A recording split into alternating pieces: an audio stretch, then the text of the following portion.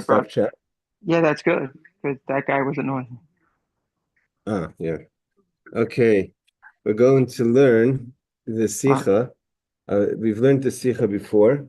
It's a Sikha on Chanukah. Zos Chanukah from the year 1952-53. Let me share the Sikha. Second here. Why can't I find it? So same topic, different year. Same topic, different year, but not sure why it's not up. Hold on. Looks like I closed it. Here we go. Okay. Give me a second here. Okay, we're going to where is it? Here we go.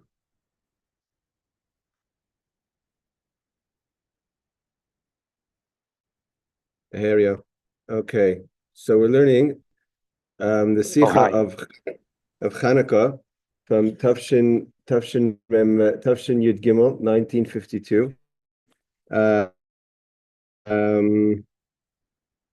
we're going to start off in the beginning. We're going to move. We're going to skip around. Okay, Chanukah. The holiday of Chanukah, the Rebbe says, is Shayach le Chanukah Mizbeach, to the dedication of the Mizbeach, of the altar, which is because it was desecrated by the Greeks. And also connected to the idea of the lighting of the candles. Therefore, we read on Chanukah, because it's connected to the rededication of the temple after it was made impure by the Greeks. We read about the dedication of the tabernacle by the princes, how they dedicated the altar the first time in the desert. And we finish off with Chabad. The minig is we read all the way through Bahaloischa to read about the laws and God speaking to Aaron about the lighting of the menorah. Ner, what is the idea of a ner? What is a lamp? In Yoni Or, the idea of a lamp is to give off light. The Or and light, Koshrim Inyan Ava, light is love. As the Alter Rebbe says in Tanya, what it says in Sfarim, Shavihafta, the word Vihafta is the letter value, is the number value of Gematria base Pamimar, 2 times light. To love God, Vihafta means you should love God, is the number value of 2 times light. What does that mean? So the Rebbe says, "V'zui avedase shel Aharon." This is the service of the high priest Aaron. V'halois cheseneris, he has to elevate the lamps. Shehimshech ava etzekol b'nei Yisrael. So if 2 times light is the number value of love, Aaron, who lights the menorah, his idea is to give the Jewish people love. We know there's different leaders that give different things. Aaron's thing is to give the Jewish people love. And therefore we find, because Aaron's, the way he was the shepherd of love, so because he was the shepherd of love, we find that Aaron, in the way he was as high priest in the temple, in the desert, was he loved peace, he pursued peace, and he loved all kind. As Tanya explains, that what does it mean that he loved brios, the creations? The Kayal Eila, he's referring to these type of people, that the only quality you could say about them is that they're God's creation. There's some people you could say that their quality is they've made themselves into something. Some people, the only thing good that you could say about them is God created them, and nevertheless he pursued and loved them and gave them. The only thing unique we could find about certain people is they are creations by God. Adam is super b'gemar, as it tells the Talmud tells us a story. There was a Talmudic scholar in the times of the Mishnah. He found a person that the Talmud says he looked very disgusting. She said, "Look at this empty, disgusting person." Seemingly, the rabbi says something like this about a person is inappropriate at best. The person responded back when he said, "Look at this disgusting, empty person." He says, "Why are you complaining to me? Go to the person who made me." Meaning, seemingly, the story says is that it was an he looked outwardly unattractive, and the rabbi's commenting on that, and he says, why are you complaining to me? I didn't make myself, God made me. Vahainu. Meaning, but the idea is, and Chassidus explains, he wasn't talking about outer beauty, but inner beauty. This person was a low person, did a lot of things that were inappropriate. That when the rabbi saw him, he saw a person full of emptiness, full of sin. So he said, you know what? Do you have any issues? Go talk to my Creator. Because I am a creation of God, the Master, the expert who made me. No matter what kind of disgust you're going to find in me. That the Talmudic rabbi couldn't even be in his presence. Any nechsh of the kir, you can't complain. It's not considered disgust. Why? Because at the end of the day, I'm a creation of God. And this brings out the love that you have to have for all creations. And that was Aaron HaKohen. Aaron HaKohen, even though there were people that the only positive thing you could say about them is that they were brios, the creations of Hashem, nevertheless, Aaron loved them. So that's Aaron. Aaron's idea is to give love. He's the shepherd of love. And that's why he lights the menorah, which 2 times light, or is v'yahavta's love. Rebbe continues, to be more detailed. This is a very, by the way, it could be, I think we've learned this mimer in the earlier years. When I say earlier years, definitely in Seattle, maybe in the early years of COVID. But this is one of the most powerful Farbrengens of Chanukah that I'm connected to. So the Rebbe says like this: we find there's 2 masters of love in Jewish history. Avram is the master of love, like it says, Avram Oyavai, Avram who loves me. He's chesed love. It's not everything about Avram and the fathers is not personal. He gives love to the Jewish people. As Chassidus teaches us, the power of the love that is given to us by Avram. It's Yerusha. Tanya talks about the Yerusha, the inheritance that we have of love comes from Avram. When Chassidus explains what does it mean Avram loves me, that Avram doesn't just love me, but he gives love, natural love to every single Jewish person. Nevertheless, it's not only that Avram is the one that gives love, but and he's one of the 7 shepherds, and Aaron is one of the 7 shepherds, but Aaron is also the shepherd of love. Not only does Aaron also give love, there's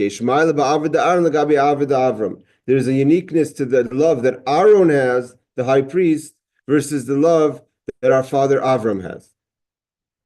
The Rebbe continues. The Rebbe says, what is the difference between the love of Avraham and the love of Aaron? Avram has a limited love.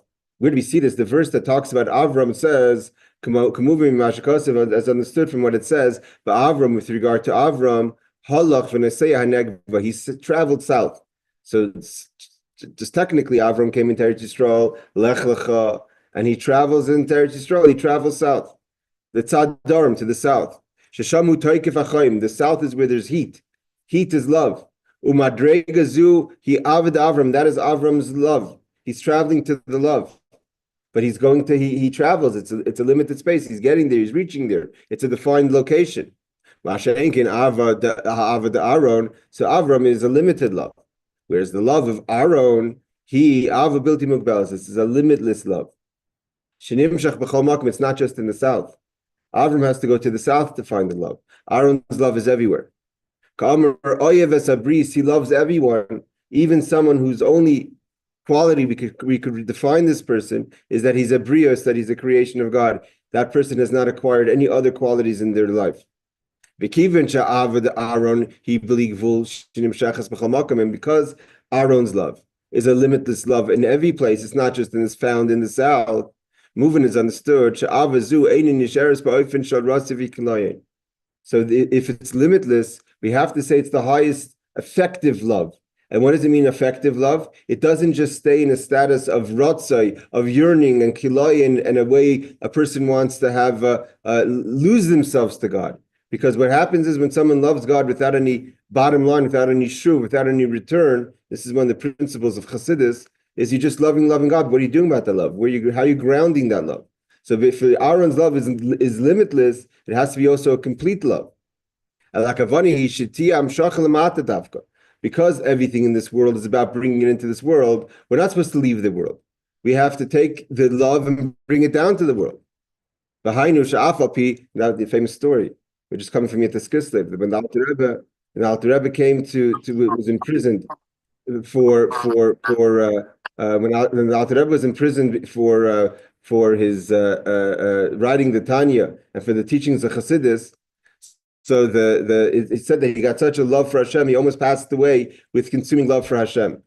And when the minister or the king came in and said to him, what's it mean, Ayeka, where are you? And he realized Ayeka means, what have you done in this world? So brought Shuv, brought the Alter Rebbe back, because the idea is Lamata, you have to be in this world. Although love ignites within the person a yearning towards God and to leave this space. Kiloin is a way of Kilois HaNefesh, to leave, a leaving of the a losing of the soul, a consuming of the soul into the greater flame of God.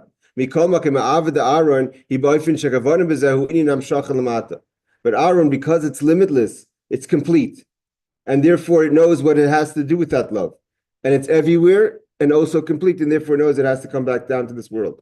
Like a person who's thirsty. Although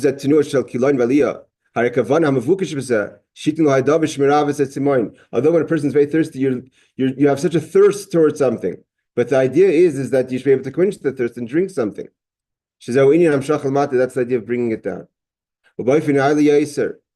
And the Rebbe says even on a higher level, he quotes, I think it's the Zohar, that says it's like a Zohar Chadash. He says it's like a son, Kivra means a son, that tries, a shtadel. He has efforts for his father and his mother, that he has compassion more than himself. It's more about how he could serve his parents than how he could serve himself. When a person has love for God and knows how to bring that love down to the world, that's serving God. When your love for God takes you out of this world, that's about you. What does it mean when you're totally dedicated to your father and your mother? That you're not thinking about yourself. It's not about your benefit in this experience of this relationship. What is considered a chassid? A person who's a chassid with his creator.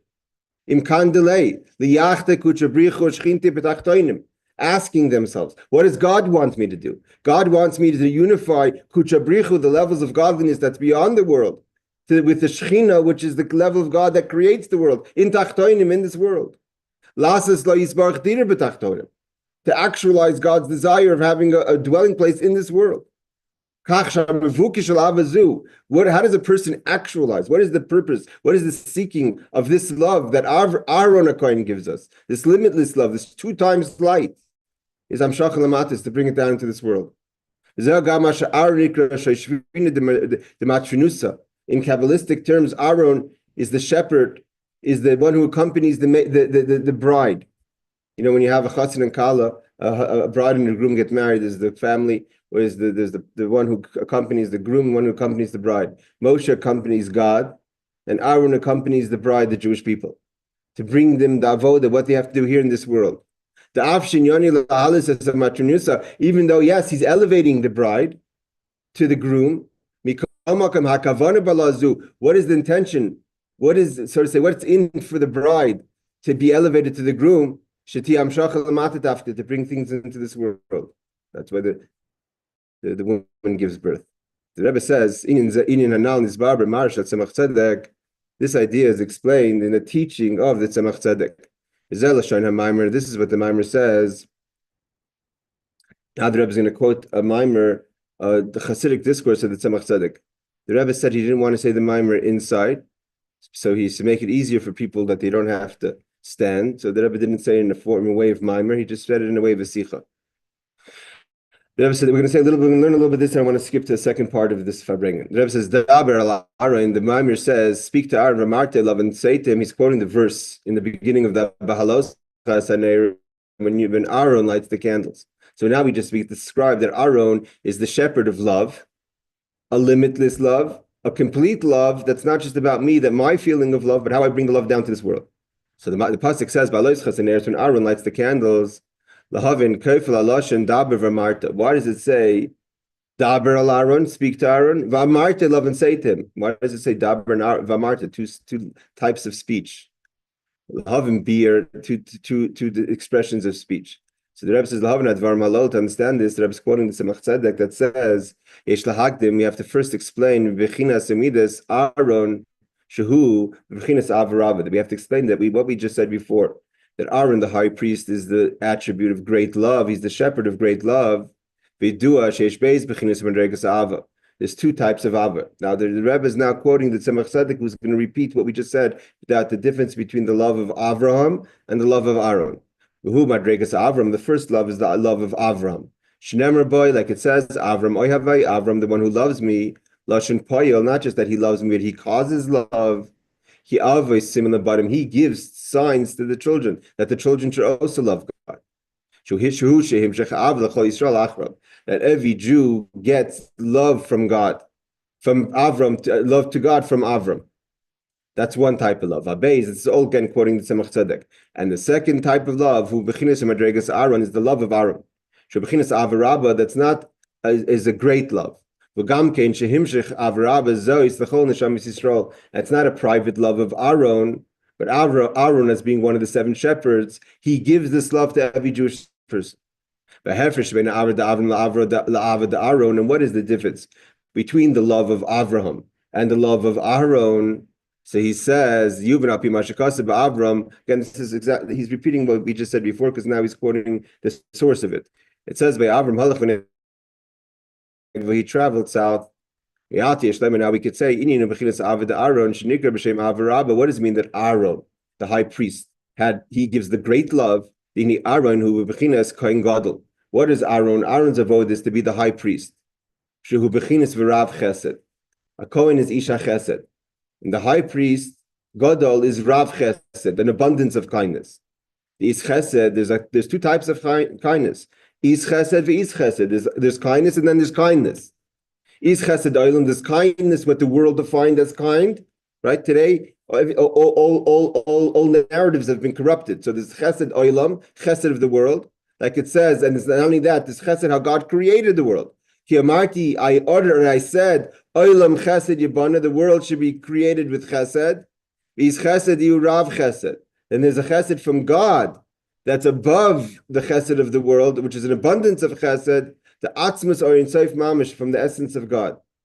And Aaron brings the great love, the rav chesed, down into this world. The hainusha Aaron hayeshvina the martinusa bechinas halos the shamis Yisrael, because Aaron accompanies the bride, he elevates their souls. Which that's what pasuk means. When you bring up aliyah, when you elevate the candles is referring to the souls of the Jewish people. And what is? How do you define? I was thinking about this on the way to the mikveh today. How do you define love for God? Is a thirst for God. Just like a person has a thirst for water to quench their thirst, so too you have literally a thirst for God. The hainu hatzimoin, and what does the thirst mean?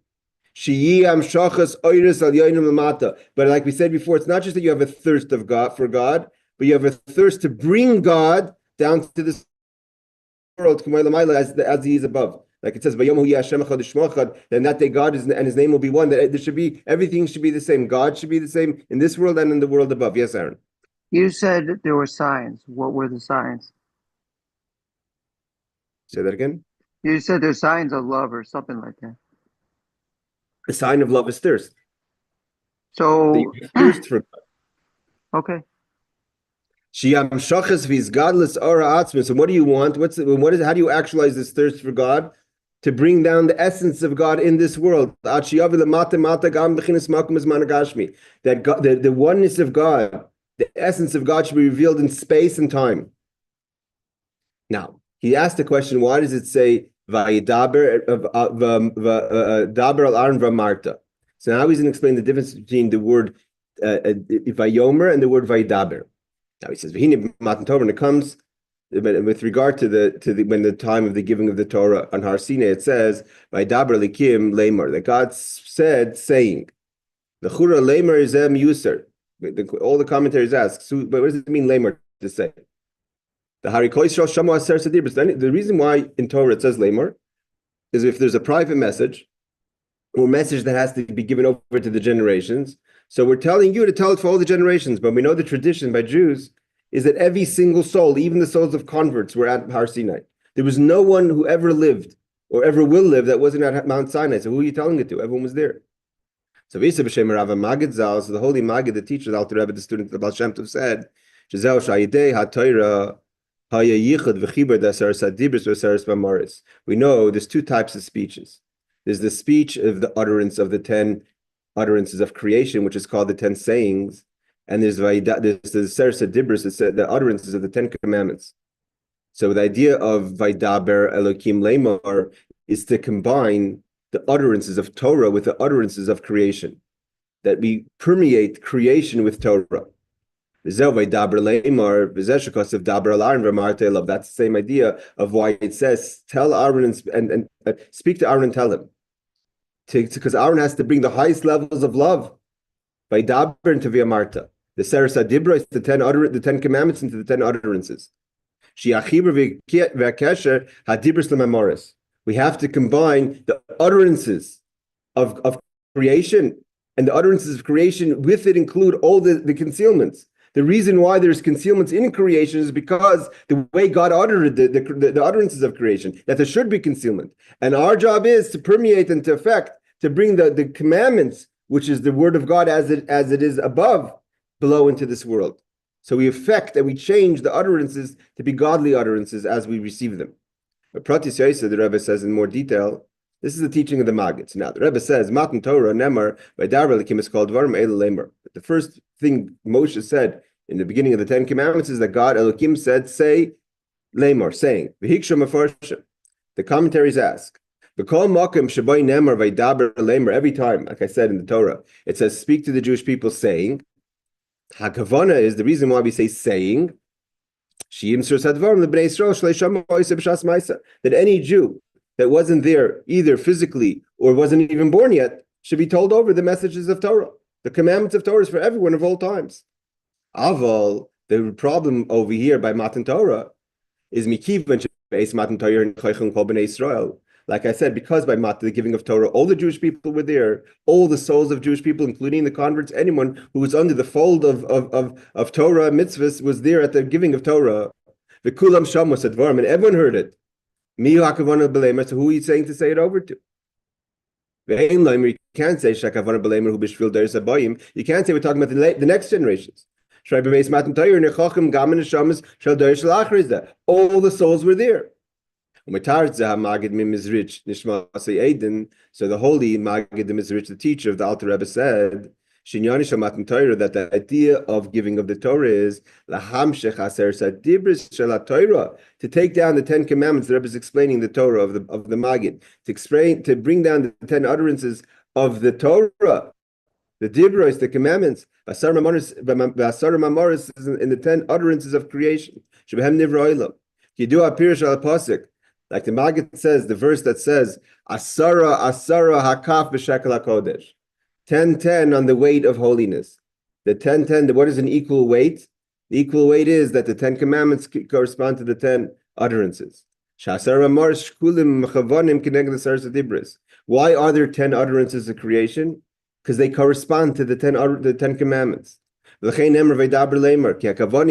why it says, speak to Aaron, saying, the idea is to take the speech of God and bring it into the sayings of God of creation. Okay. What's this mean in our day-to-day service as Jews? So the Rebbe says, Torah, the light of Torah, which is represented by the 10 commandments. Our job is to permeate light, bring the light of the 10 Commandments into the 10 utterances of creation. This is not like, unlike those who think that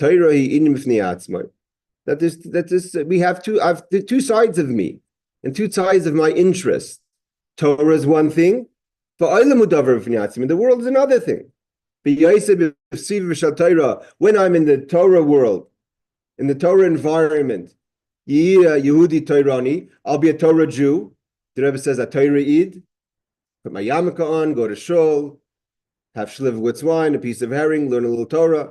But when I go out to the world, then the world dictates things. The world decides how things should be. In the shul, the rabbi, the Torah says how things should be. And outside, the world decides how things should be. And I live the life and the customs of the world. Ela Nidrish, that's not how a person should be. Ela Nidrish, what's demanded Yehudi from a Jew, Shekol inyan of all their things, Gam inyan oilam, even your worldly things, Torah should be how Torah sees things. The Rebbe says, I'm not just talking about that you shouldn't do prohibited things when you're outside of the world of Torah. It's obvious that if Torah says you shouldn't do something, don't do it. Thus, like the Rebbe quotes in Yiddish, this is what you shouldn't do. You surely shouldn't do it. So, what does it mean to permeate the Torah world in the world? It's like even the permissible. It shouldn't be according to the way the world decides things should be. Don't be like a balabas. A balabas is a person of the world. That the hanachas, their way of thinking, is how your life is. And hanachas shal Torah's way of thinking. The Rebbe says, the previous Rebbe tells over. The Rebbe is telling a story he heard from his father-in-law. When he lived in the city of Rostov with his father, the Rebbe Rashab, his father's apartment was the upstairs apartment. And the previous Rebbe's apartment, he lived in the same apartment building as his father, is the downstairs apartment. Sometimes the Rebbe Rashab would come downstairs to his son's apartment. Sometimes he would farbring and make a kiddush in his son's apartment.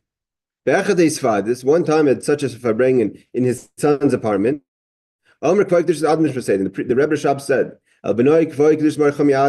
to his son, later to be the previous Rebbe, L'chaim balabas, meaning to say, because it was his son's apartment, so he said L'chaim to his son. He called him the balabas. He's the one in charge. It's his house, right? He's just bringing in his son's house, but he recognized that it's his son's house.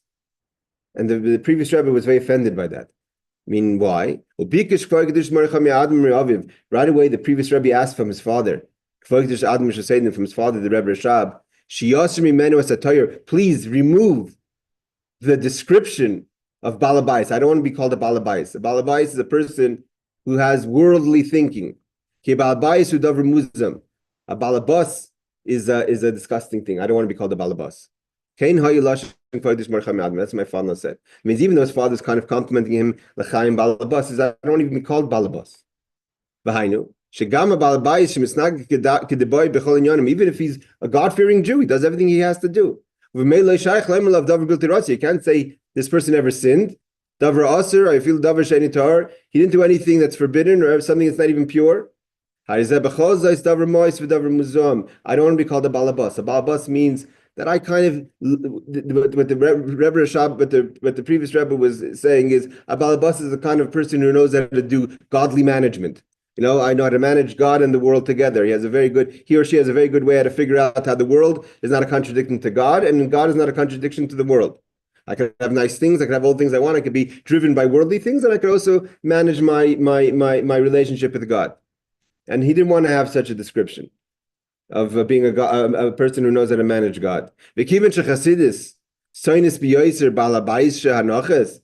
says because there's a farbring, and you have to understand this is a passionate farbring, and it only goes further from this. The Rebbe says because Chassidus hates it's a very strong term, a person who has that kind of godly management.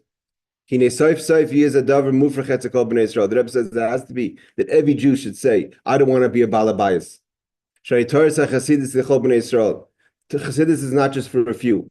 The Alter Rebbe wanted Chassidus for every single Jew. Every Jew could say, I don't want to be a balabas. Sorry, as my father-in-law said, in the name of the Alter Rebbe, the teachings of Chassidus, is not just for a certain group of people, all the Jewish people. This is what the Chiddush of Matan Torah, that says Vaydaber Lamer, that God, that's what happened in Matan Torah, giving Torah, that Vaydaber, the 10 commandments, could permeate the 10 utterances. Again, not just that you don't do things that you shouldn't be doing. You elevate the whole world to godly existence. That's what Aaron HaKohen did. Aaron took Vaydaber Hashem al Aaron, the Marte love say, when you elevate that candle, when you elevate the Jewish soul, you're elevating it to make Vaydaber and Vayomer one, to make the 10 utterances and 10 commandments one.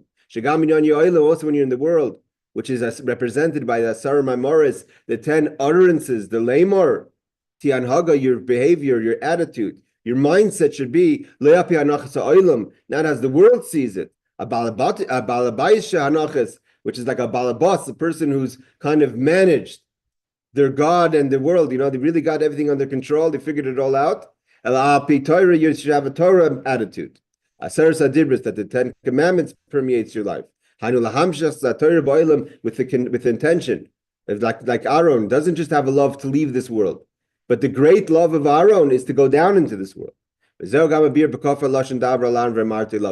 why the Torah says, say to Aaron, speak to Aaron and say to him. Because like we said, that Aaron is the shepherd of the candle, the shepherd of the light, the shepherd of the love. Is not just to experience love, but to bring that love down into this world. That's why it says, to bring down the 10 commandments into the 10 utterances.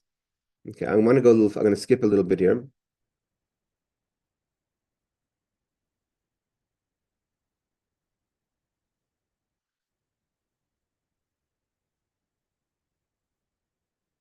Okay, hold on. Okay. The Rebbe is complaining for bringing about this theme of a Yid's avoida that has to be an avoida of Vaydaber Vaymarta. You have to take the 10 commandments and bring in the 10 utterances. The Rebbe says, we're going to skip to chapter 11.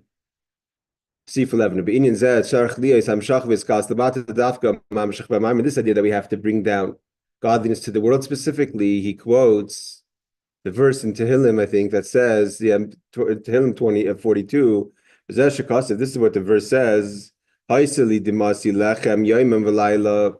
that my tears are like bread day and night. When I say to myself, or I've been told, a whole day, where's my God? What is the person feeling? The person feels, he and she, that they don't feel any revelation of the essence of God in this world. Means what we said until now is what we should be doing. When a person says to himself, a whole day, where's God? Where's God the whole day? I don't see him. I'm supposed to be bringing God down to this world, but it's not happening. I'm not bringing the essence of God down to this world. Sometimes I get a little an awakening. Of godliness, of a revelation of godliness. For instance, with tefillah of Torah, when I'm studying Torah, when I'm davening, I get a little bit of a fire in me. It's only temporarily. I don't have a consistency. It's not a whole day. I'm not feeling the love. I'm not feeling the passion for God throughout the day. I'm saying to myself, or I'm being told, why don't I have God the whole day? Not that where's God a whole day? But why don't I have consistency? Why don't I find consistency in Hashem? I'm not revealing godliness down to this world consistently. When a person cries, because he's saying, these are my tears. The bitterness, because of the concealment that I'm experiencing. Or that the light is being concealed, of the infinite of God. We love it, biskalas. I'm not allowing it, right? I'm part of the reason why it's not being revealed. Biskalas the mata, that's not being revealed down into this world. So why are you crying? You're part of the problem. You're not part of the solution. So why are you crying? Because that's what I really want, but I can't experience it. As the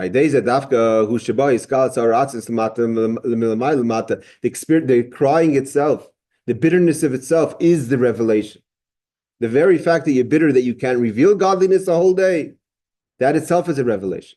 And how does a person reveal that? Through the studying of Torah. This is what it says. My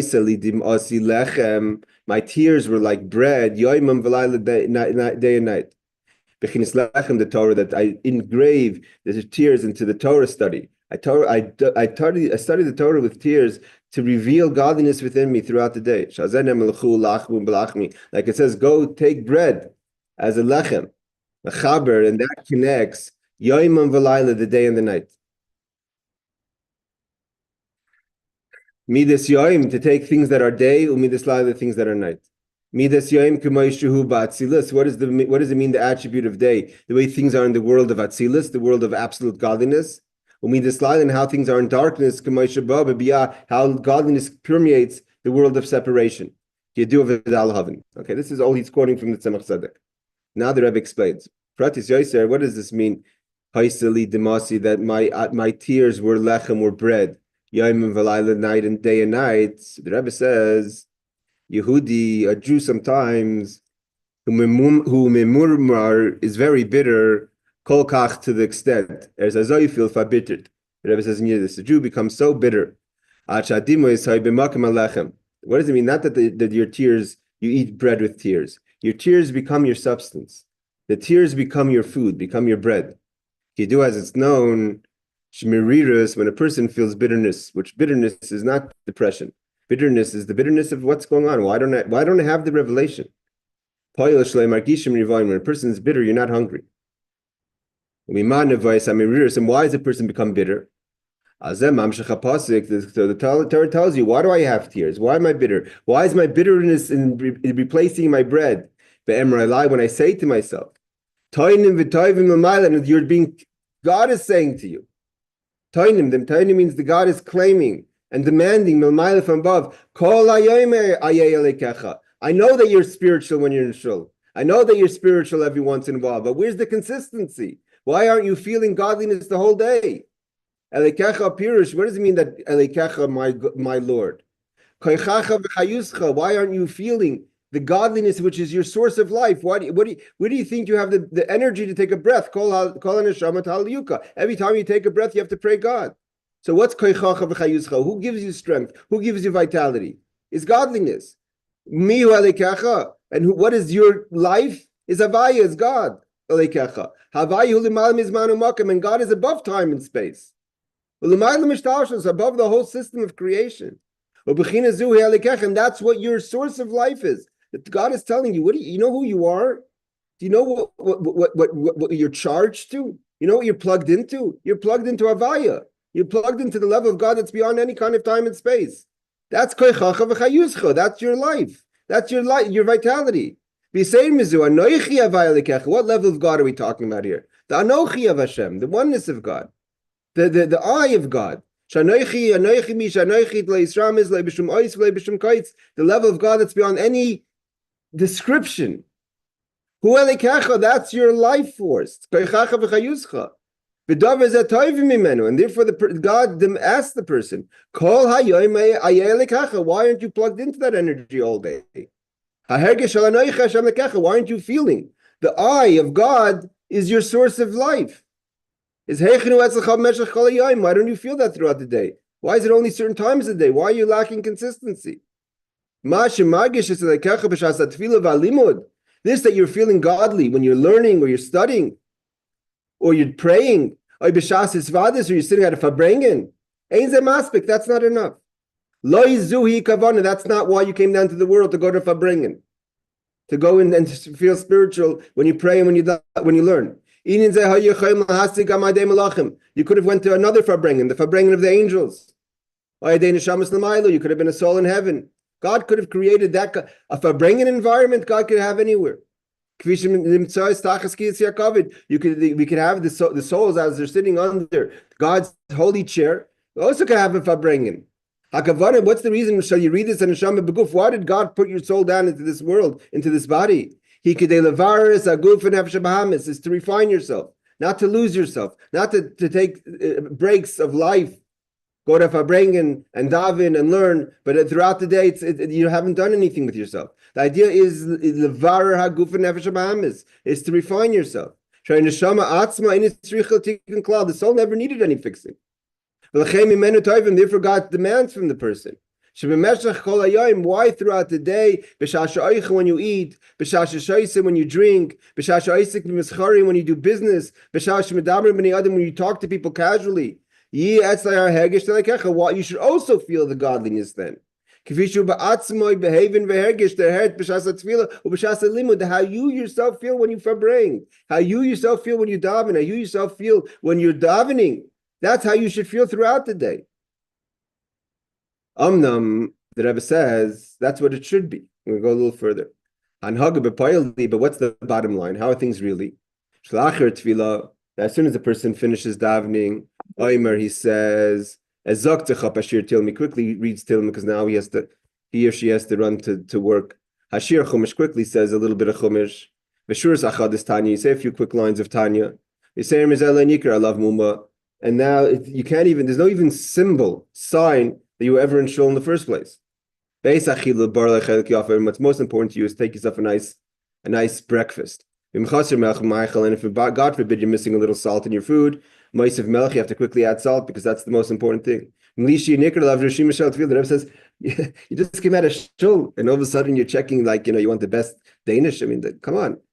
And I'm talking to myself. I mean, this is the Rebbe saying you were just godly. What's all of a sudden this running to go have a sprinkled donut? No one's saying anything. You make the brachas. You do everything you're supposed to do. The Rebbe says, how do you differentiate yourself between a chassid? You just don't chassidus. What's the difference? You both are making a bracha. The Rebbe says sometimes there's no difference in you and a non-Jew.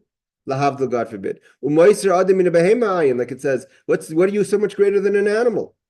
What's an animal do? An animal does what it wants. You also do what you want. As soon as you come out of the shul, you run to go eat. You act like an animal. Bar. A navanta behema, a wild animal. You're not even like a domestic animal that has some sort of structure. You're like a desert cow. Malachi calls that. And then after you've just satisfied your taivas, you just ran around and ate yourself a good meal. Yesh leitainis, now you come with complaints. Lama ein legishmak b'tefillah. Why don't I? Now you feel. Why don't I daven good? Why when I study Torah, I find that I'm not always understanding the Torah properly. I'm not doing things the way they should be. I'm not coming to the conclusion the way I should come to the conclusion in the law of Torah. Why do I have so many questions in life without answers? Why don't I have clarity? And if I'm a person that's supposed to be affecting others, why don't I see I'm affecting other people? Right? So the Rebbe says you have tainas. After shul, you run to go eat yourself a full-blown breakfast with salt and everything. That's the most important thing to you. There's no sign that you daven. And then later you have tainas. Why don't you daven well? Why don't you learn well? Why don't you affect people well? Now, Neymar, he quotes the Rebbe Marash that quotes the verse that Ivlas Adam Tisalif Darkev Al Hashem Izaf Liboy. The person goes off the way and then he gets angry at God. Why isn't God opening my heart? Why are you closing your heart? Is Ivlas Adam Shemisnag Ba'ifin Kizesh Ayman Like Kolayam. You behave in a way that God asks, where's God the whole day in your life? Into Salif Darkei. And then you're angry at God. Why doesn't he inspire me? You're the one who's responsible. It's your problem.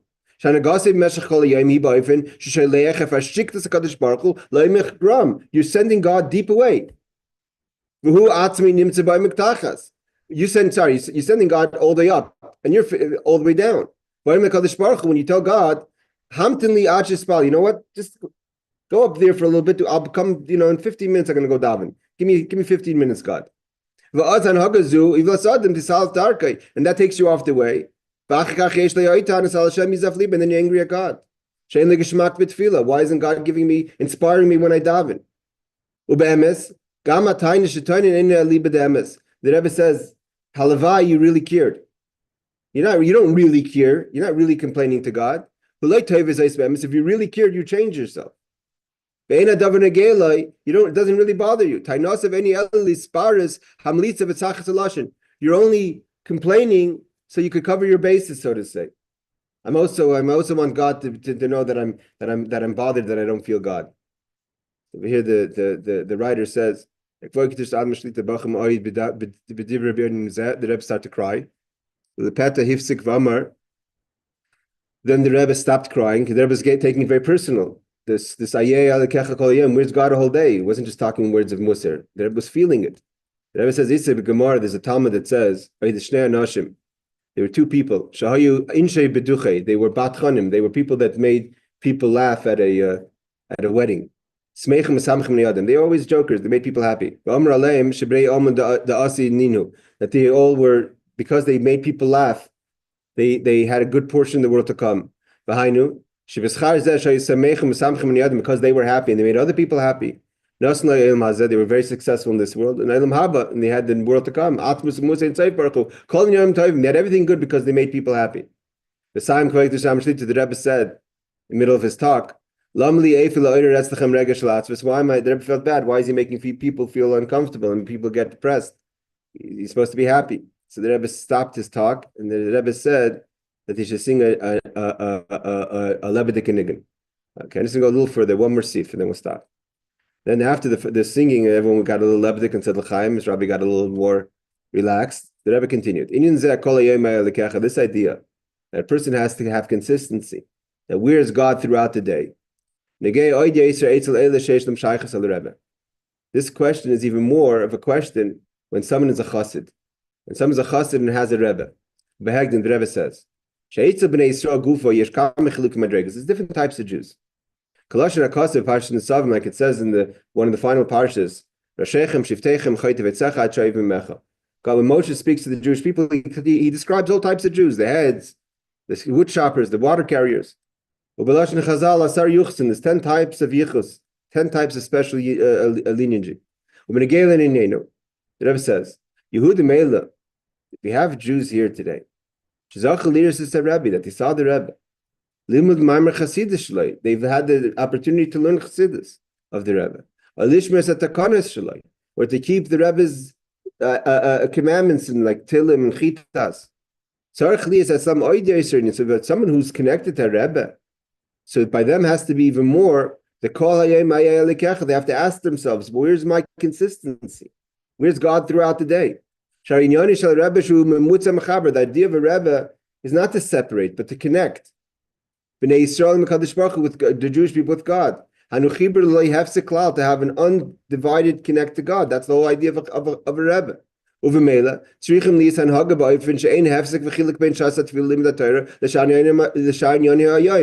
a chassid, how is it that the Rebbe is trying to connect you to God and you have these inconsistencies in your day?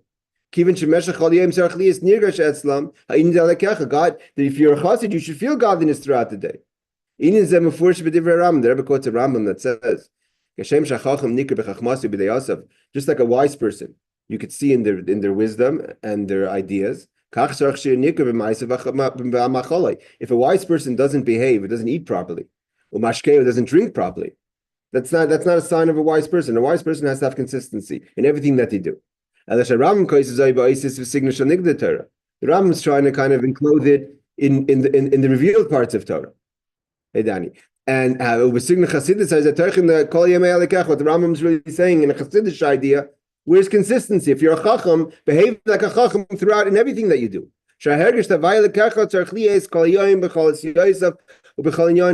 A person has to have consistency with God in everything that you do. Chassidim Askenim, the Rebbe says, the elder Chassidim, Yashav Pa'am Misvadis, they're once sitting at a Fabringim.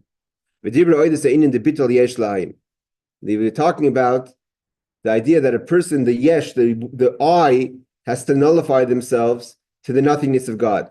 La'acher Svadis, one of the Chassidim after Fabringim was walking, Paga Shoiter, he met a policeman, a night patrol. As a Jander Politzei, policeman. The Rebbe says a policeman. So the policeman meets one of the people that were at the Farbrengen, one of the Chassidim. So the policeman in Russia says, Kachoy diot. Miu hailach, who's walking? In Russian, that means who's there? Dark, So what the Chassid answered, he was sitting a whole night at Farbrengen. And what were the Farbrengen about? That you have to nullify yourself. You're not something. And now the policeman says, who goes there? So he says, Bittul idiot. Bittul is going here. Nullification walks. You want to know who's walking? A person who's nullified to God. This chassid, he became so real with the message of the Farbrengen that you were talking about, that the yesh has to nullify itself to the ayin. He couldn't describe himself as anything else but self-nullification. When we're not holding that level, but throughout the day, one is lacking the feeling of that who is your source of life. That's why a person's bitter. The Rebbe says, he quotes the Friedrich Rebbe, that once upon a time there was a custom by Chassidim that when they would cry from bitterness of their matzav of the situation, they would take all the tears, they'd wash their face with the tears. Because when you wash your face with tears, it lightens up the image of God within you.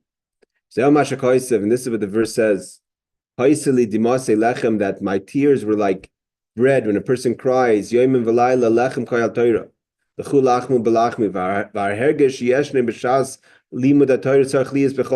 the person has to feel. How you feel when you study is how you feel when you're doing everything else in life. Even the night things of your day, things that are dark of godliness. To connect the night and the day. That's why it says that the day and the night can bind themselves together. Right, everyone? It's a beautiful Farbrengen. It continues, obviously.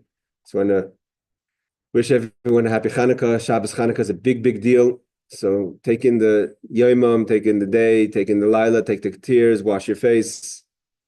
And the light of Mashiach and the light of Hashem should come and reveal itself